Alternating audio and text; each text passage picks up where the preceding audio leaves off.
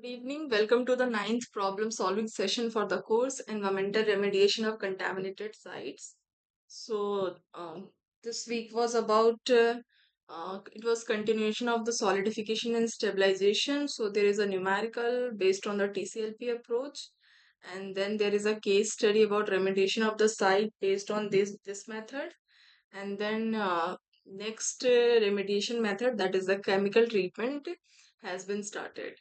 So we have completed till week 8, and we have started from the looking from the hazardous waste management rules in India, which is the 2016 rules, and then we have moved to finding out the risk of carcinogen and non-carcinogenic pollutants, and then we have seen different methods for remediation of the contaminated site.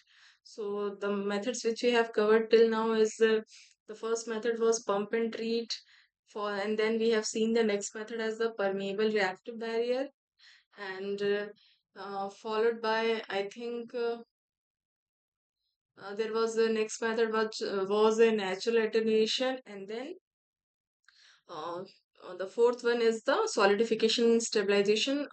So we have seen that for solidification and stabilization, it is basically done uh, to immobile the contaminants in any to immobile the contaminants so that they do not leach out from the contaminated soil or something. So in solidification and stabilization, we need some binding agent so that the contaminated soil or waste is binded and they can be made into blocks or something. And from these hard blocks, the leachability of the contaminants is reduced. So we have seen that cement is used. We have seen a few numericals in the last problem solving session where cement was used to immobile. No, no, I'm not sharing my screen now. I will share my screen.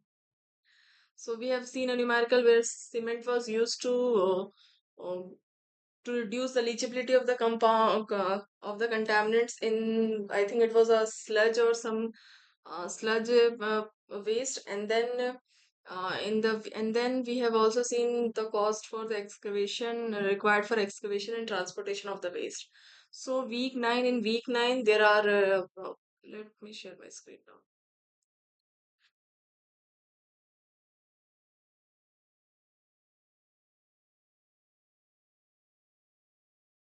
I think now my screen is visible.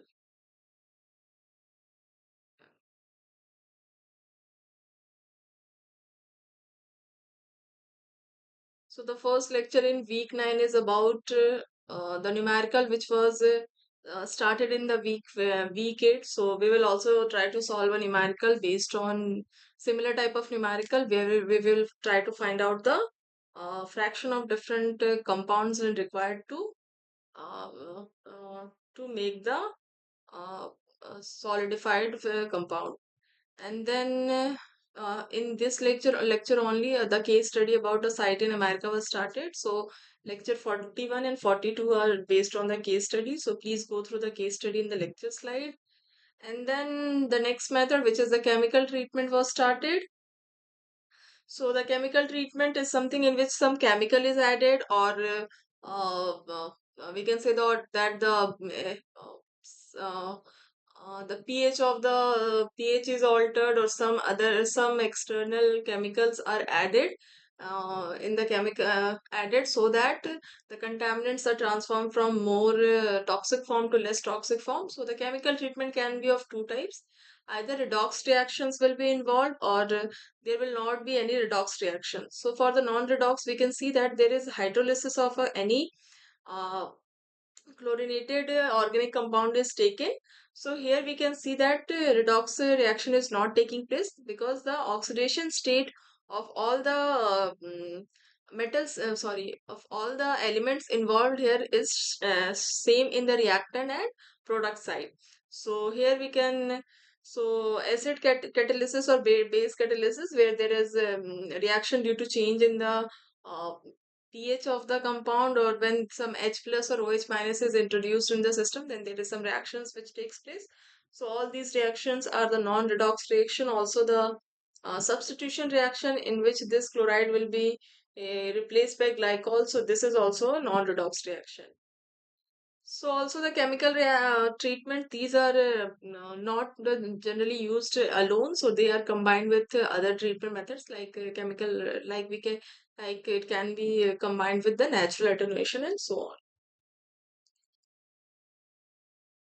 So if we see the redox reaction, so suppose we have some pollutant in the aquifer and we want to remediate it using zero valent ion. So here the zero valent ion will oxidize to Fe2 plus and two electrons will be given, and this Fe2 plus can again oxidize to Fe3 plus and one electron will be given.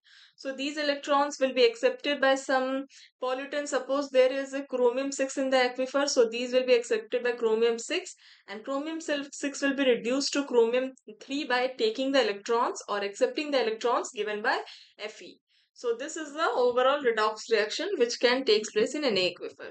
So in redox reaction, both oxidation and reduction will be there to complete the redox reaction.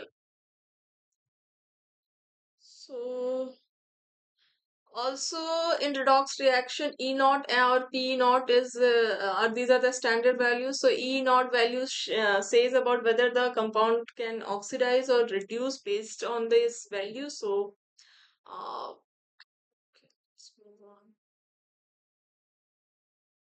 So these are the here a reaction for permanganate is given where it is getting uh, reduced to Mn2 plus. So E naught here is given as 1.51 and P naught is 25.6.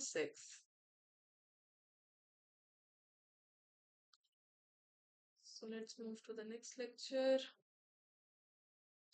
Again, and there is a demonstration of in situ chemical oxidation involving chlorinated volatile organic compounds. So again, this is a case study. So please go through the case study in the lecture slides where I think this case study is about a laundry contamination from a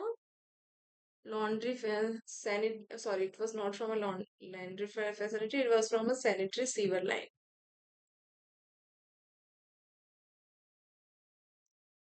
Then the lecture number 45.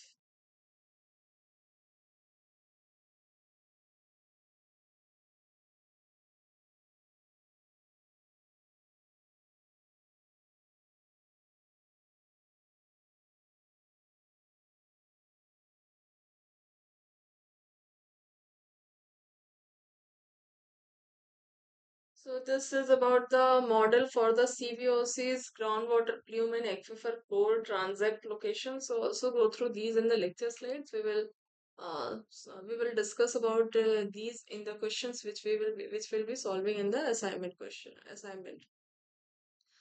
So these were the lectures from week 9. So now let me share.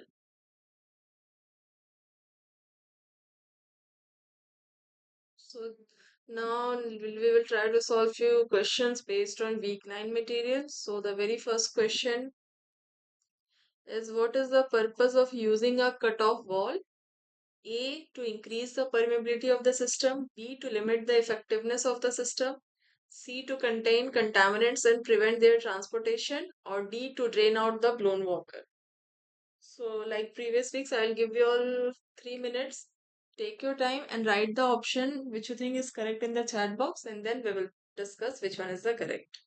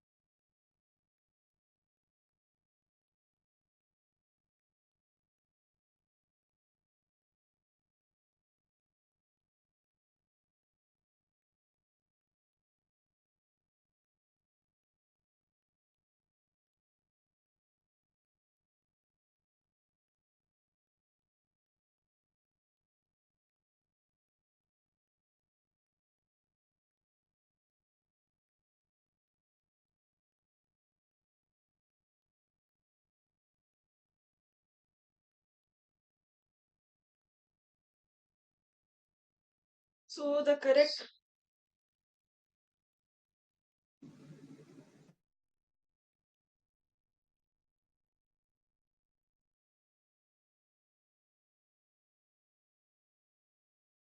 so just give me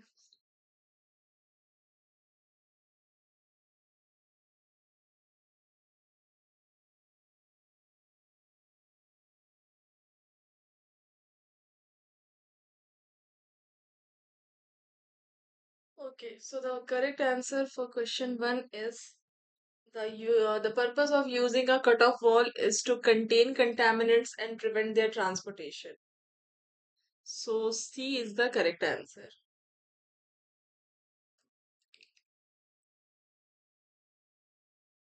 Let's move to the next question. So the question is, which of the following best describes the primary mechanism of action in situ chemical oxidation for environmental remediation?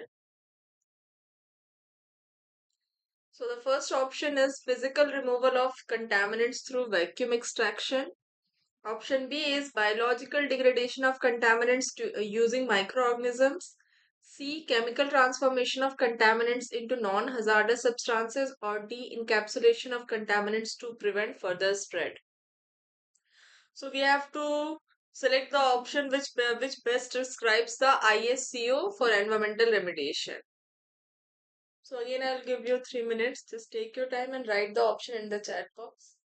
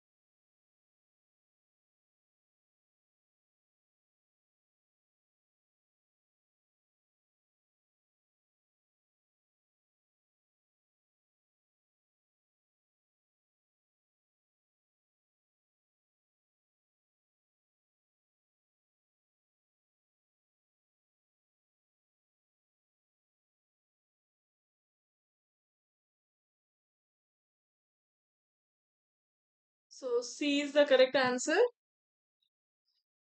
That the primary mechanism of in situ chemical oxidation is chemical transformation of contaminants into non-hazardous substances.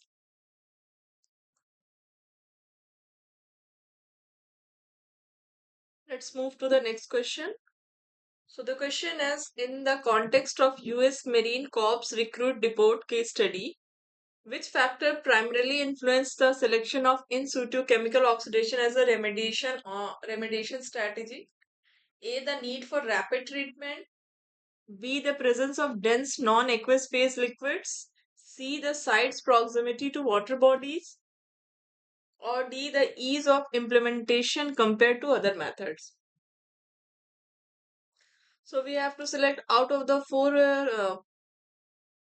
options which best describe which influence the selection of in situ chemical oxidation for this contaminated site. So again, I will give you 3 minutes. Just take your time and write the option in the chat box.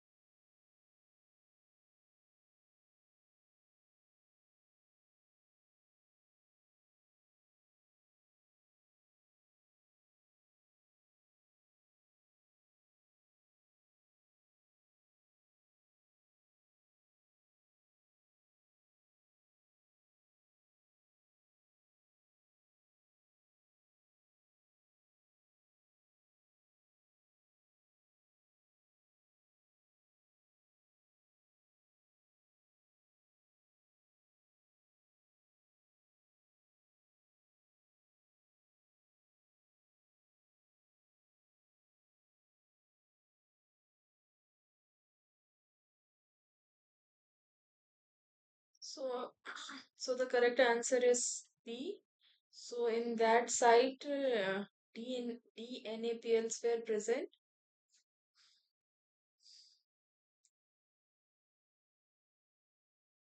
So that's why chemical oxidation was selected as a option for remediation of the contaminated site to convert these DNAPLs from a toxic form into non-toxic form, and so that's why that's why chemical oxidation was selected as a method for remediation. So B is the correct answer. Let's move to the next question. So the question is, what is the consequence of injecting an oxidizing agent at high pressure into the exploratory well as a part of in situ oxidation experiment? A. Hydraulic short circuiting. B. Uniform diffusion. C. Uniform advection. Or D. None of these. So again, I will give you 3 minutes. Just take your time and write the option in the chat box.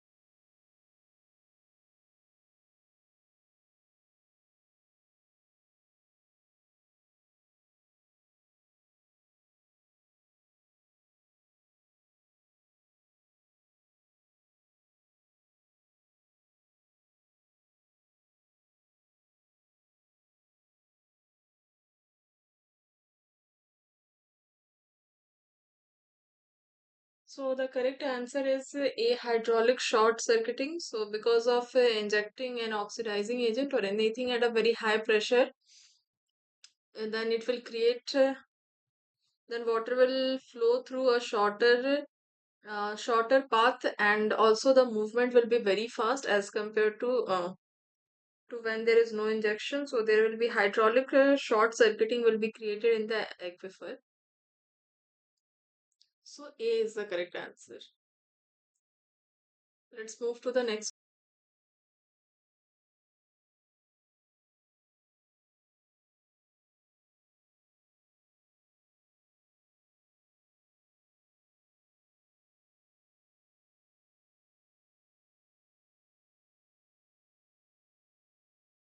So the question is, how did the implementation of in situ chemical oxidation at the U.S. Marine Corps Recruit Depot address the vertical distribution of contaminants? So first option is by using deep well injections. Next is through the injection of oxidants at multiple depth. C, by focusing solely on the surface contamination. Or D, ignoring vertical distribution and focusing on horizontal spread. So we have to select the correct answer. So again, I'll give you 3 minutes. Just take your time, write the option in the chat box, and then we will discuss.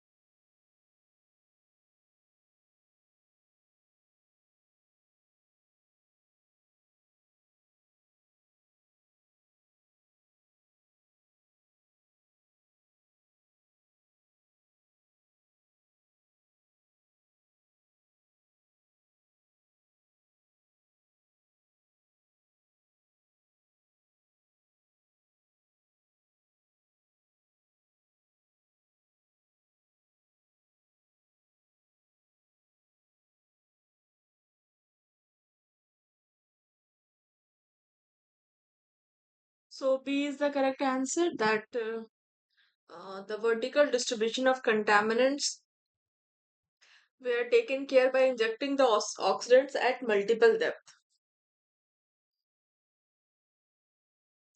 So B is the correct answer. Now let's move to the next question. So the question is, what is the role of drainage trenches in conjunction with cutoff walls? A, to increase the permeability of the system. B, to limit the effectiveness of the system. C, to stabilize the site after certification. Or D, to drain out the blown water. So again, we have to find out what is the role of drainage trenches in conjunction with the cutoff walls. So please take your time, write the option in the chat box, and then we will discuss.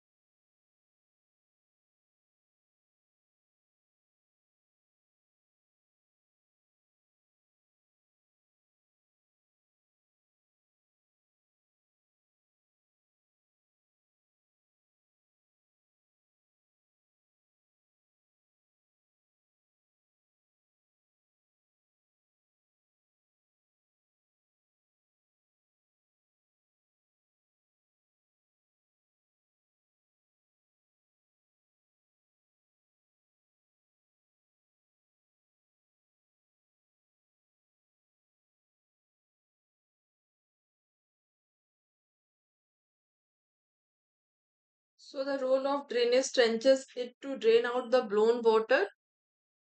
So D will be the correct answer.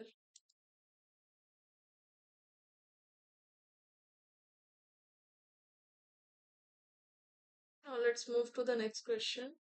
So the question is, what was the key consideration in choosing permanganate as the oxidant for in situ chemical oxidation in the US Marine Corps recruit report case study? So we have to select the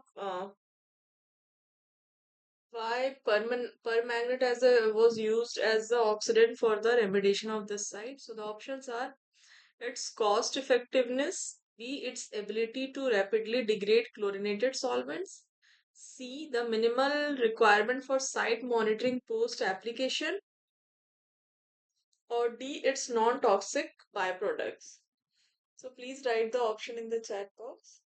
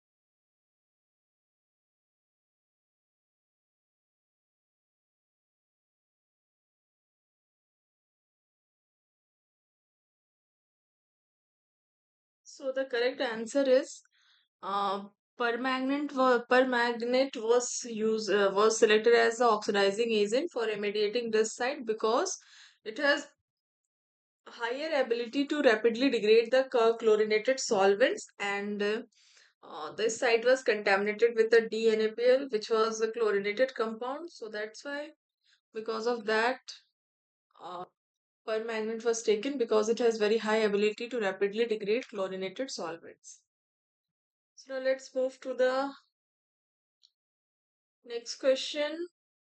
So this is a numerical. So the question is, it is required to design a solidification stabilization mix to minimize TCLP concentration for a sludge using fly ash, sludge and cement. So we need to lower the TCLP concentration for a sludge by mixing and stabilizing it with fly ash and cement. So the mixture has a neutralizing capacity of 5 milli equivalent per gram acid.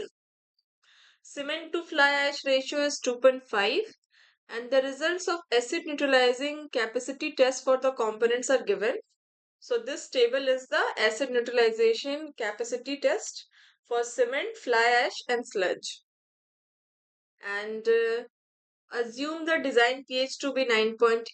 If the sludge has 35% dry solids and water to cement ratio is zero point 0.7, give the answer as following with respect to water availability. So based on our calculation, we have to select which of the following three option will be correct.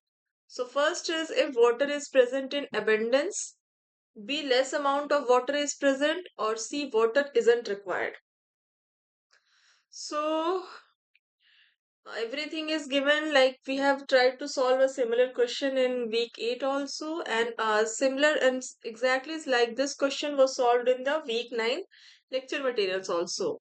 So I'll give you all 5 minutes. Please try to solve this question.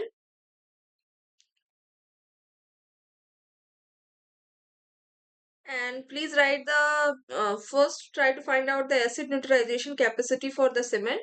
So this table is given. So using this table and by interpolating, suppose for 13.4 pH, the acid neutralization capacity of cement is given. So we can find out by using interpolation at 12 pH, sorry, it at 11 pH, what will be the acid neutralizing capacity. So please try to find out the acid neutralization capacity for cement, fly ash and sludge, and then we will further solve this question. So first please write the acid neutralization capacity for cement, fly ash and sludge in the chat box. I'll give you 5 minutes to do the calculation.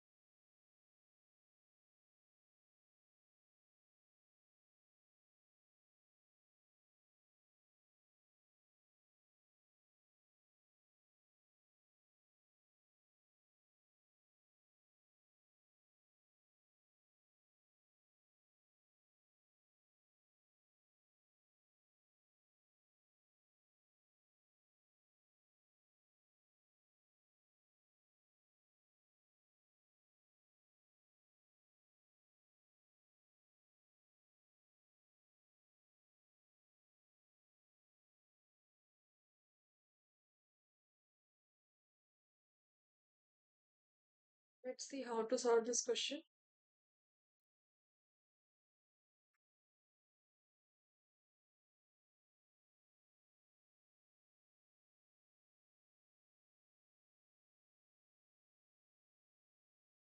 So we have been given sorry.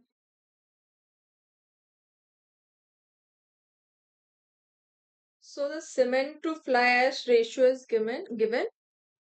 So that is cement to fly ash ratio is given as 2.5.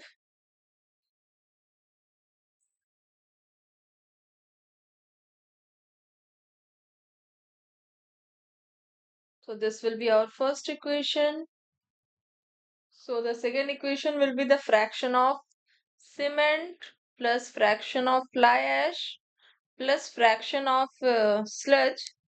All these will be equal to 1. So we have not added the fraction of water because already water is in the sludge, because it is given, I think, that 35% is the solid content, dry solid, and rest 65% is water. So that's why first we, and the options we are like, we have to find out with respect to water whether the water in the sludge is sufficient for the mixing of all these three, or whether there is a sufficient water, or if the water is required or not. So three options are given: if water is in abundance, less amount of water is present, or C, water isn't required. So all these three will be equal to 1. So this will be our second equation.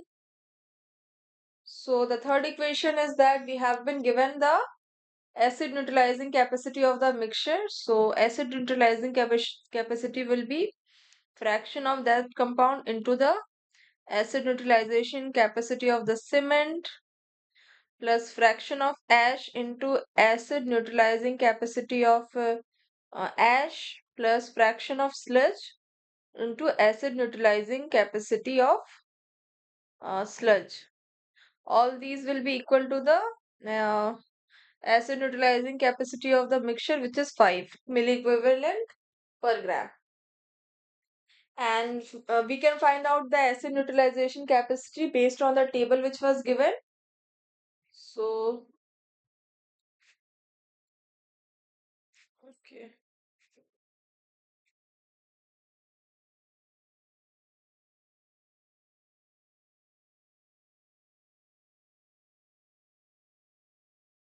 So this is the table which is given with different pH. The acid neutralization capacity is given. So using this table, we will find out the first the acid neutralize, and also it was given that the design pH is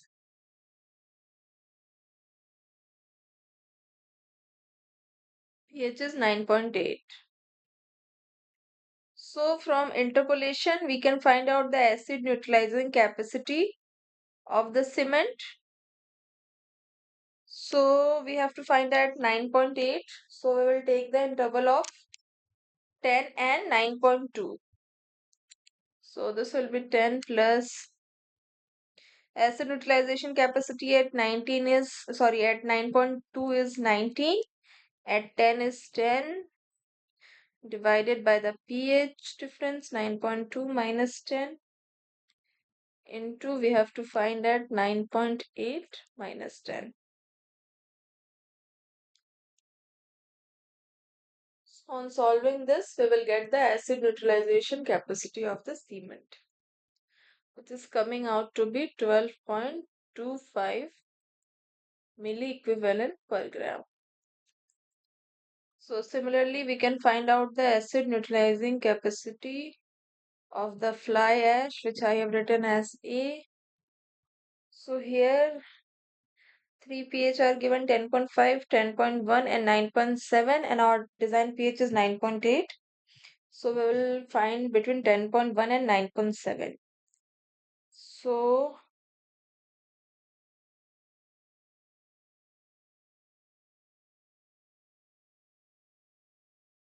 at 10.1 pH, the acid neutralizing capacity is 2 plus 10 minus 2 by 9.7 minus 10.1. into 9.8 minus 10.1.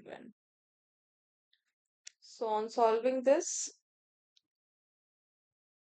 we can find out the acid neutralizing capacity of the fly ash.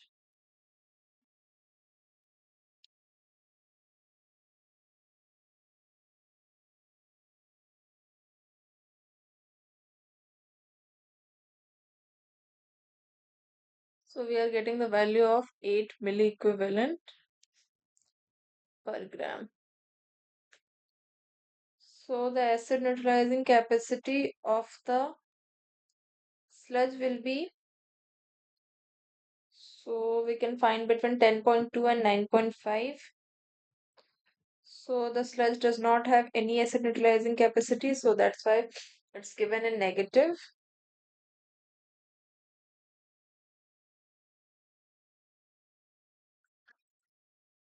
Sorry.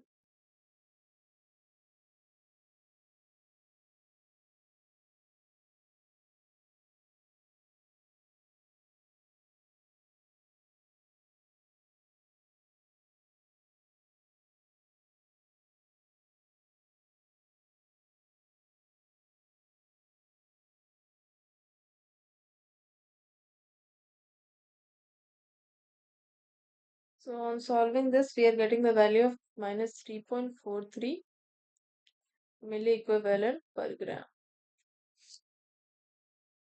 So after putting all these values in equation 3,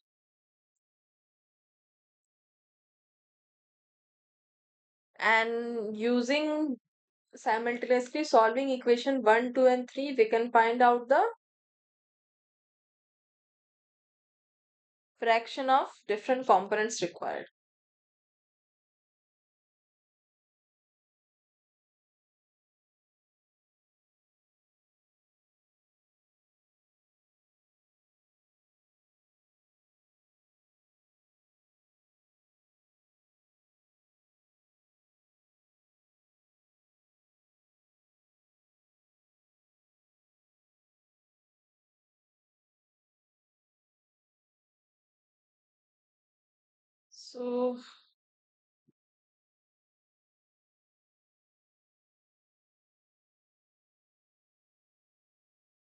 So we can write the fraction of cement as 2.5 times the fraction of fly ash. So we can write it as 2.5 into fraction of ash into the acid neutralizing capacity of the cement was 12.25 plus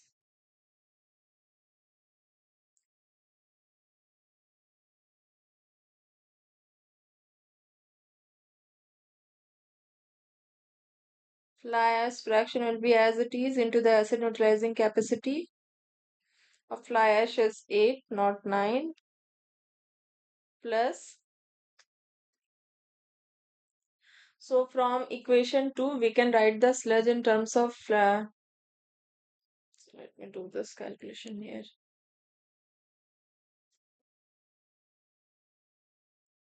We can write fraction of sludge as 1 minus fraction of cement minus fraction of ash.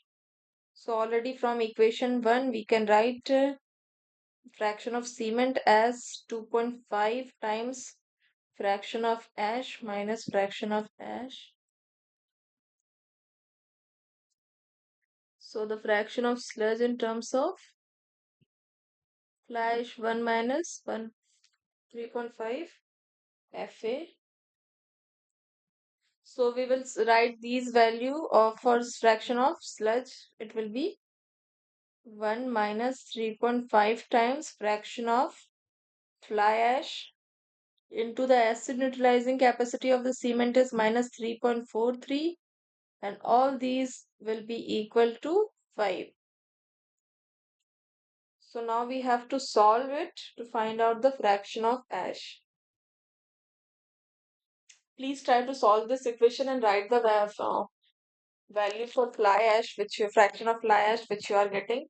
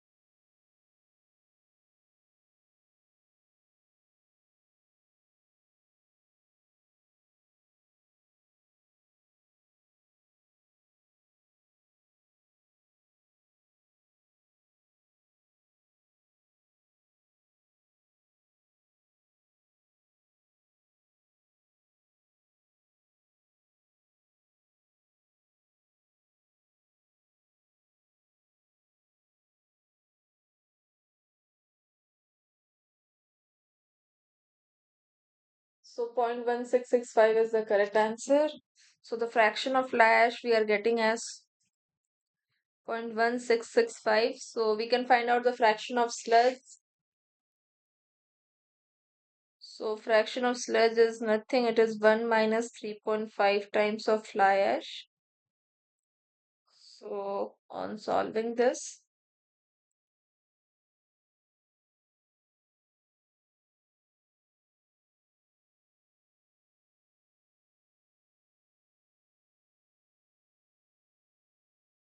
coming out to be 0.417.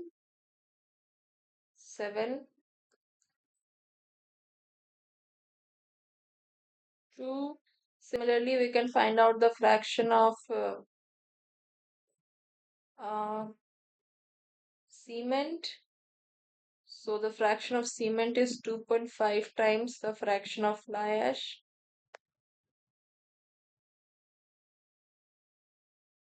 So it's 0.4162.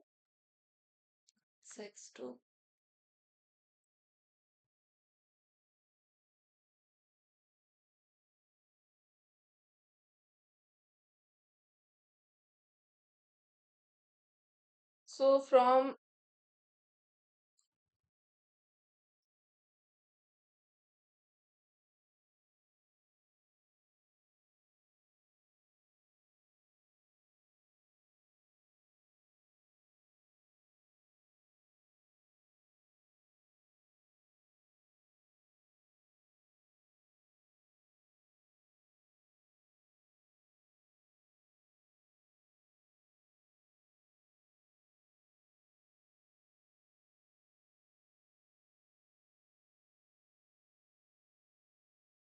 so the fraction of water which we have present in the sludge, it can be find out as it was given that 35% is the solid fraction, so 65% is the water fraction.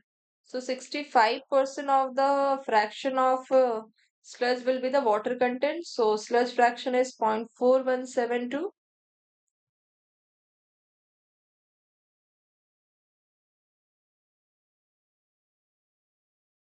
So which we are getting as 0.27. Next, we will find out the water to cement ratio and check whether we are getting the same water to cement ratio as it is given in question. So water to cement ratio, now we have water is 0.2712, cement is 0.4163.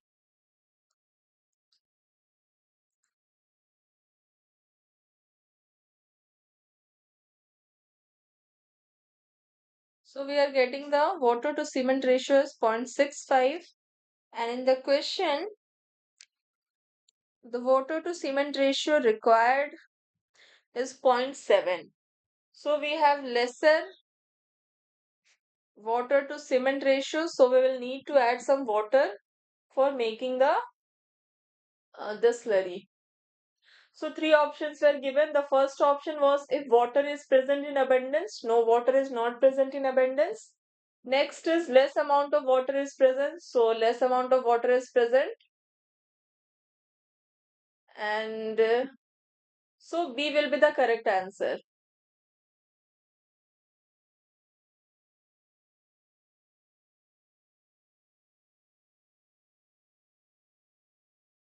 So in all of the options, B is the correct answer, that less amount of water is present.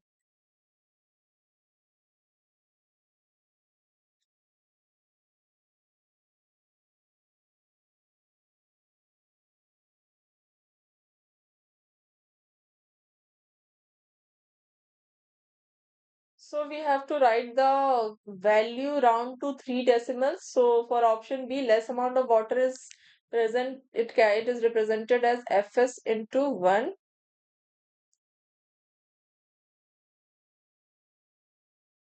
So the fraction of fly.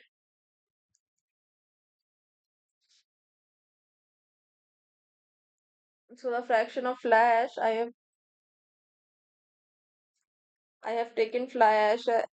Sorry, Fs into 1. Fs is the fraction of the sludge. So the fraction of sludge is 0.4172 into 1.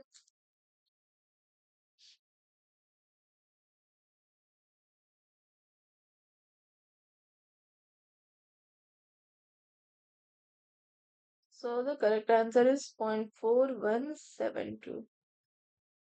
So this is the correct answer.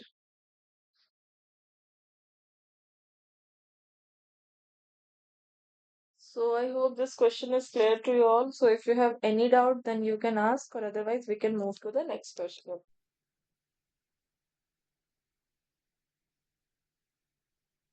1.172 came, some of the present. Sorry.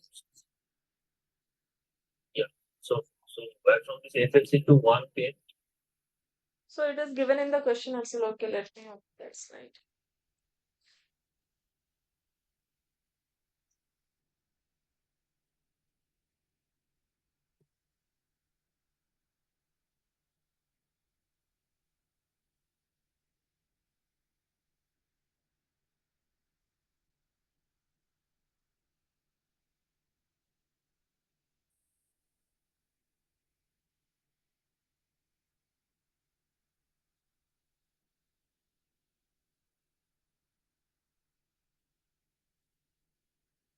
So here in the question is given that if the sludge has 35% dry solids and water to cement ratio is 0.7, give the answer as following with respect to water availability.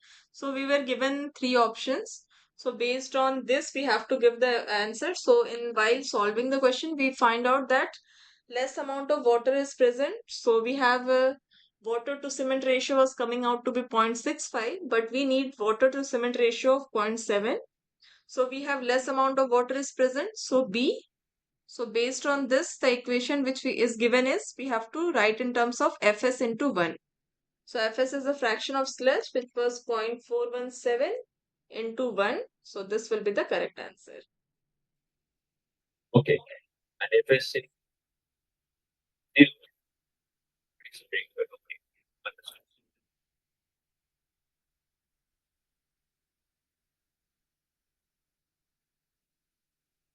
Okay. Okay, let's try to solve the next question.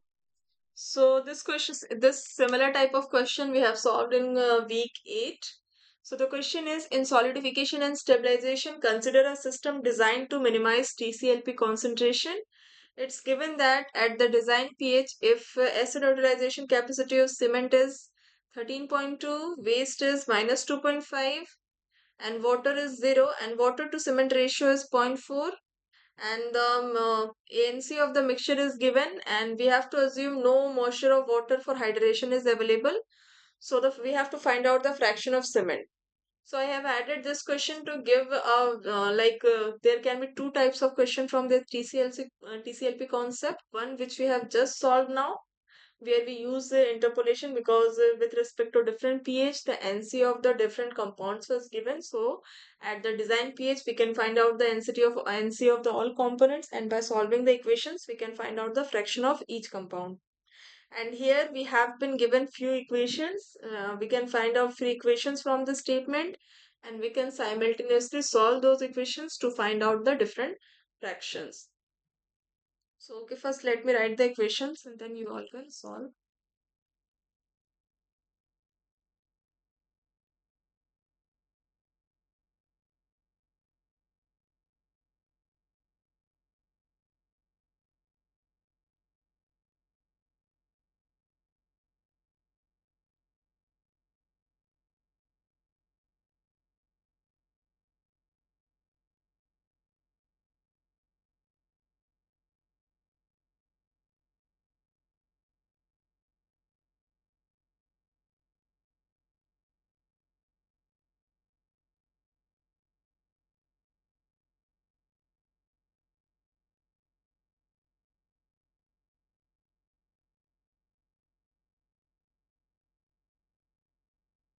So, first equation will be water to cement ratio is given.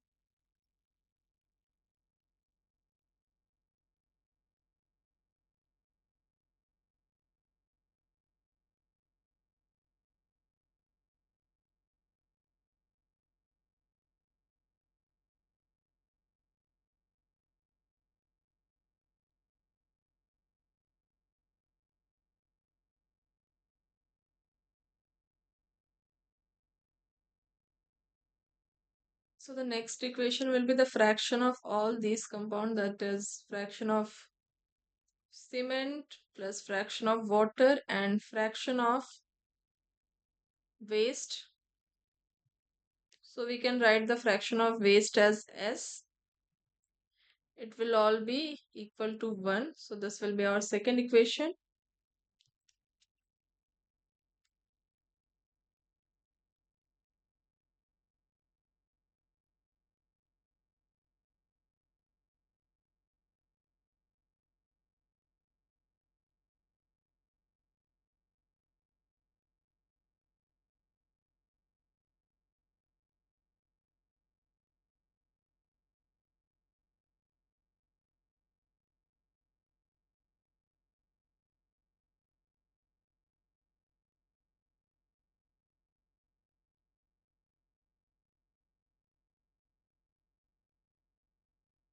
And our third equation will be for the acid neutralizing capacity of the mixture. It will be fraction of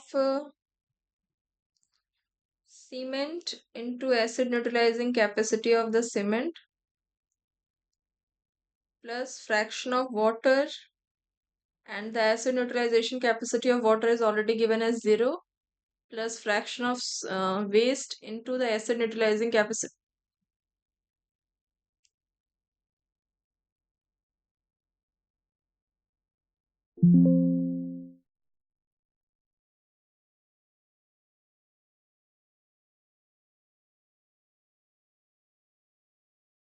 Into the acid neutralizing capacity of the waste.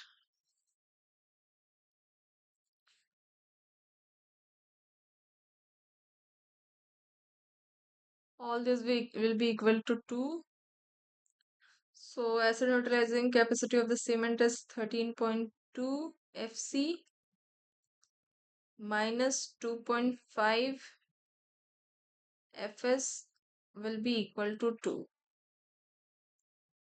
So this is our third equation. So on solving these three equations, we can find out the fractions of Fc, Fw and Fs because we have three unknowns and we have three equations.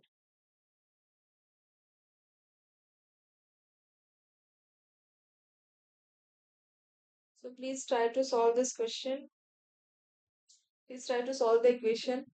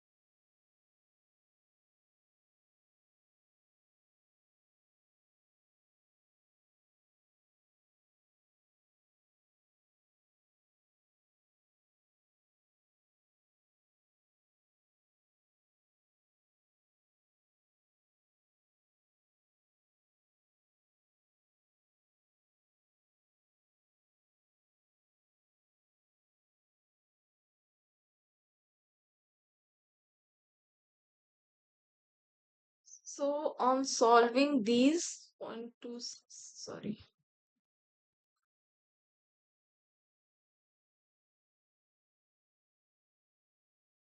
So FC we are getting as 0.269.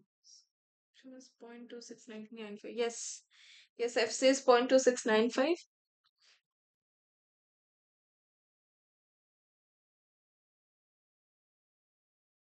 We are getting FC as point 0.6, sorry, 0.2695. So this is the fraction of cement required. So these were the 9 questions based on week 9 materials. I hope all the questions are clear to all. So if you have any doubt, then you can ask, or we can end the session here and we will meet on next Sunday for discussing the questions based on week 10.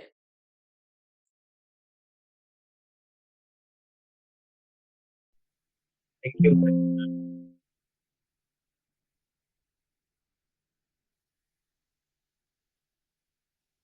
Okay, thank you. Thank you so much for joining. Have a nice day.